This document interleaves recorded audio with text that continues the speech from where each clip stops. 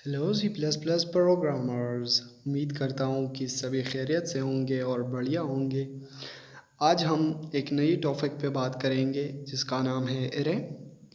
तो हम डिस्कस करेंगे कि एरे क्या है, उसकी डिक्लेरेशन क्या है, वो एलिमेंट एक्सेस कैसे करता है, उसकी इनिशियलाइजेशन क्या है और उसकी कुछ एग्जांपल रन करेंगे। तो सबसे पहले एरे हमारे पास क्या है। In a C++, an array is a variable that can store multiple value of the same data type. For example, suppose a class has 27 students and we needed to store the marks of all of them. Instead of creating 27 separate variable, we can simply create an array int marks 27। तो array हमारे पास एक variable है जो हमारे पास store करता है multiple value, और वो भी सेम डेटा टाइप के। यहाँ पे एक एग्जांपल है जिसमें हमें 27 स्टूडेंट के जो मार्क्स है वो एंटर करने हैं। तो अगर हम ऐसे करते कि 1 बाय 1 लिखते और उसके लिए एक अलग अलग वेरिएबल लेते तो ये बहुत लंबा पड़ जाता और बहुत टाइम भी लेता हमसे।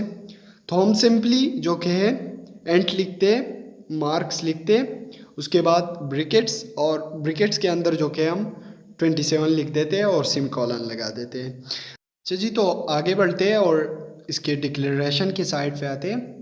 तो हमारे पास अपने एग्जाम्पल में देखा होगा कि हमारे पास एंट लिखा था, उसके बाद मार्क्स लिखे थे, उसके बाद जो कि हमारे पास था ब्रैकेट्स के अंदर 27 लिखा हुआ था, उसके बाद सेमीकोलन था। तो वहाँ पे हमारे पास जो एंट लिखा था वो हमारे पास डेटा टाइप है, इंटीजर डेटा टाइप है। उसके बाद जो मार्क्स लिखे थे वो हमारे पास एरे का नेम, यानी एरे का जो नाम है वो है, और ब्रैकेट्स के अंदर जो भी वैल्यू थी हमारे पास 27 थी, तो वो हमारे पास एरे साइज हुई। यहाँ पे एक छोटा सा एग्जांपल फिर भी मैंने लिया हुआ है ताकि आप लोगों को अच्छी तरह से समझ आए। तो यहाँ पे मैंने एक डेटा टाइप इंटीजर लिया हुआ है, ठीक है। फिर मैंने एरे का नाम जो कि एक्स लिया है और उसकी साइज़ जो कि मैंने एरे की साइज़ 6 ली है, ठीक है। तो ये सिंपल सा एग्जांपल डिक्लेरेशन के लिए है। आई होप अब सबको जो है ये एग्जांपल्स और यहाँ तक आपको समझ आया होगा कि हम क्या कह रहे हैं और क्या कर रहे हैं। अगर आपको समझ आया है तो फटाफट से वीडियो को लाइक करें, चैनल को लाजमी सब्सक्राइब करें और वीडियो को आगे शेयर करें ताकि आपके जो दोस्त हैं उनको भी इस वीडियो से फ़ायदा पहुँचे। अच्छा स्टूडेंट्स, आगे बढ़ते हैं और ये देखते हैं कि एरे हमारे पास एलिमेंट कैसे एक्सेस करता है। Access element in C++ array. In C++, each element in an array is associated with a number. The number is known in array index. We can access element of array by using those index. Syntax to access array element: array, brackets, index, semicolon. तो ये इसका syntax है। और आगे मैं आपको access element in C++ array जो कि है वो एक पिक्चर के थ्रू समझाने की ट्राई करूँगा। तो पिक्चर की तरफ आगे बढ़ते हैं और देखते हैं कि पिक्चर में क्या है। अच्छा स्टूडेंट्स, आप इस पिक्चर में देख सकते हैं, इसके ऊपर लिखा हुआ है x0, x1, x2, x3, x4 and x5, ठीक है।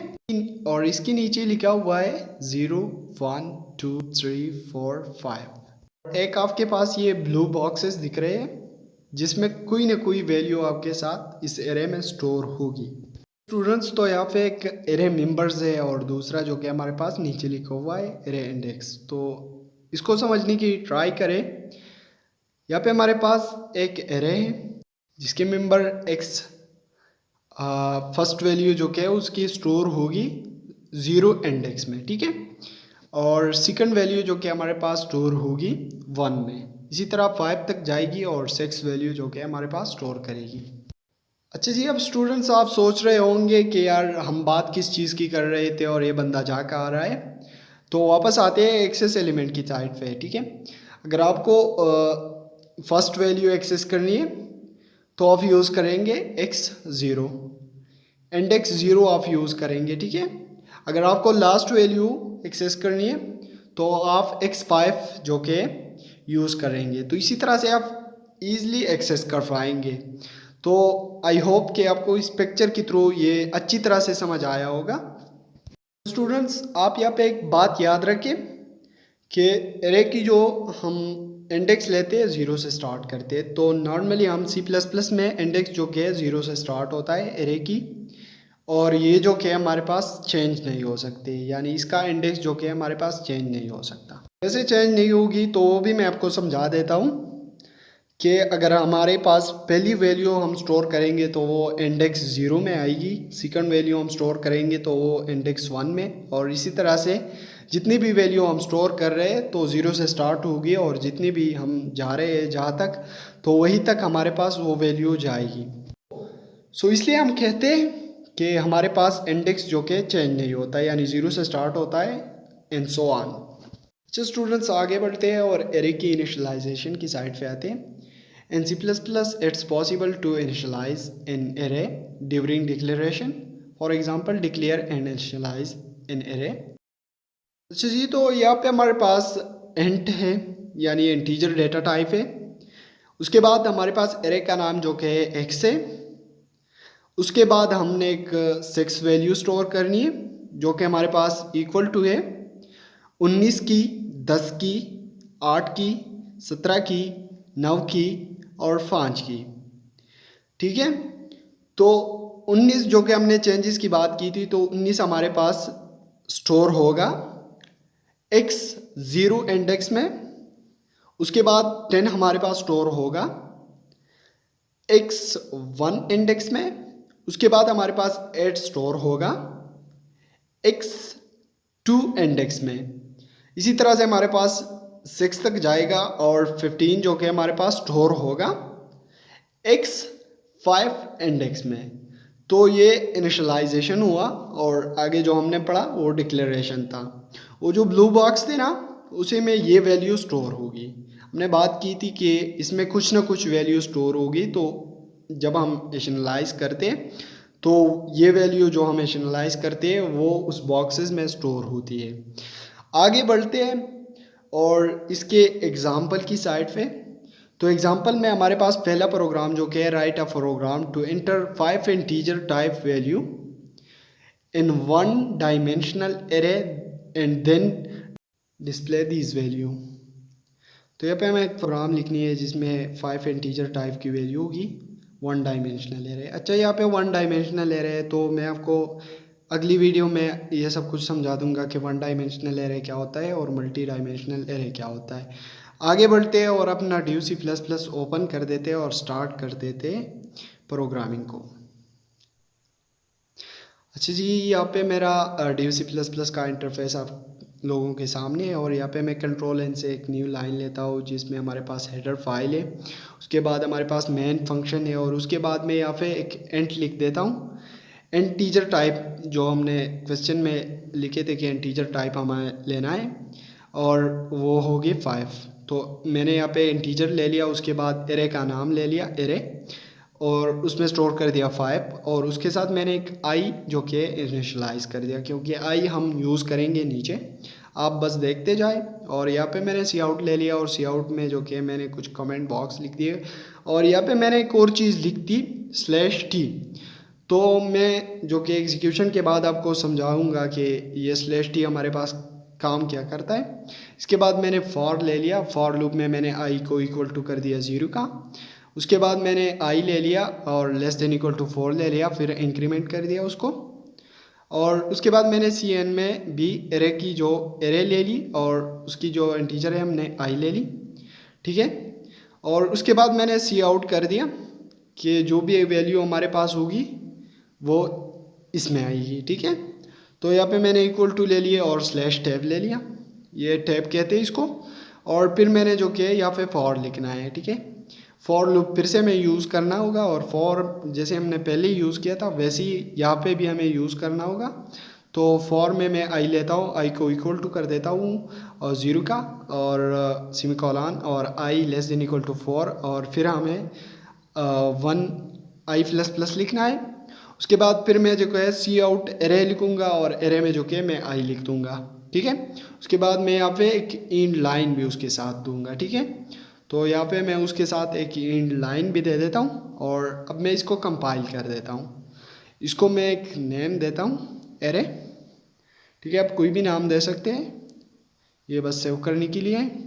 तो यहाँ पे ये आप देख सकते हैं, ये हमसे एंटर अ नंबर मांग रहा है कि आप कोई नंबर एंटर कर दे, तो मैंने 1 कर दिया और इसी तरह अलग वैल्यू मैंने एंटर कर दी, तो वही अलग वैल्यू जो कि हम वापस डिस्प्ले में पा ली, यानी वही नंबर हमें वापस मिल गए हैं। अच्छा, मैं अब नंबर वाइज करता हूँ, यानी 1 लिख देता हूँ और फिर एंटर कर देता हूँ, 2 लिखता हूँ एंटर, 3 एंटर, 4 एंटर, 5 एंटर। तो इस तरह हमने 5 वैल्यू स्टोर कर दी और 5 वैल्यू जो कि हमारे पास वापस आ भी गई। आगे बढ़ते सेकंड एग्जाम्पल की तरफ और देखते हैं कि सेकंड एग्जाम्पल हमारे पास क्या है। तो हमें एक प्रोग्राम लिखना है जो 5 इंटीजर टाइप के हो गए, 1 डायमेंशनल एरे है और उस 5 इंटीजर नंबर की हमें सम करनी पड़ेगी, यानी वही पहला प्रोग्राम होगा, हम बस थोड़ी चेंजेस उसमें करेंगे, ठीक है। तो वही पहला प्रोग्राम है हमारे पास। इसमें से मैं ये जगह काट लेता हूँ, आप वापस भी लिख सकते हैं और आप ऐसे भी कर सकते हैं जैसे मैं कर रहा हूँ। लाजमी नहीं है कि जैसे मैं करूँ वैसा आप भी करें, आप ट्राई करते रहिए मेरे साथ तो बेहतर रहेगा। यहाँ पे मैं ब्रैकेट्स डाल लेता हूँ और यहाँ से ये भी कट कर देता हूँ और ब्रैकेट्स के अंदर मैं यहाँ पे जो कि CN लिख देता हूँ, एरे लिख देता हूँ और आई लिख देता हूँ एरे की साइज़ में, ठीक है। और यहाँ पे मैं ऊपर एक और चीज़ डिक्लेयर कर देता हूँ, सम इक्वल टू, और उसके इनिशियलाइज करता हूँ 0 और यहाँ पे मैं सम लिख देता हूँ और मैंने यहाँ पे जो कि लिखना होगा एरे और एरे में मेरे को आई देना पड़ेगा। आई देने के बाद मैं यहाँ पे सिमी प्लस लिखूँगा और सम लिख दूँगा और सेमीकोलन लगा दूँगा। उसके बाद फिर मैं यहाँ पे सी आउट लिखूँगा और सी आउट में जो कि मैं सम लिखूँगा, ठीक है, और इक्वल टू कर दूँगा और फिर जो कि मैं एक टैब और दे दूँगा, ठीक है। अब मैं इसको कंपाइल कर देता हूँ। अच्छा जी, मैं यहाँ पे अब 5 नंबर जो कि एंटर करता हूँ, ठीक है। तो यहाँ पे मैंने 1 दे दिया, 2 यानी 3 हो गया और 3 6 हो गया हमारे पास। तो हमारे पास 15 आएगा, बट यहाँ पे हमें गार्बेज वैल्यू मिल रही है, वो इसलिए मिल रही है कि यहाँ पे हमने वापस सी आउट नहीं किया हुआ है सम को। तो यहाँ पे मैं सम लिख देता हूँ और फिर से कंपाइल कर देता हूँ और अभी देखते हैं कि 15 आती है कि नहीं, क्योंकि हमारे पास 5 नंबर्स की सम जो कि है वो 15 है। तो आप देख सकते हैं 15 हमारे पास आ गया और स्लैश टैब हमारे पास क्या काम करता है, यहाँ पे आप सम इक्वल टू के बाद देख सकते हैं एक स्पेस दिया हुआ है, तो स्लैश टैब हमारे पास एक टैब जो कि वैल्यू आगे ले जाता है। यार मैं वीडियो पे बहुत ज़्यादा मेहनत करता हूँ और फिर भी आप लोगों का सपोर्ट नहीं मिलता है। अगर आप चैनल पे नए हो तो चैनल को सब्सक्राइब करें और बेल आइकन को दबाकर ऑल नोटिफिकेशन ऑन करें ताकि मेरी नई अपलोड होने वाली वीडियो की नोटिफिकेशन आपको मिलती रहे। वीडियो को फटाफट से लाइक करें, आपकी एक लाइक से मुझे बहुत सारा मोटिवेशन मिलता है। Thanks for your watching.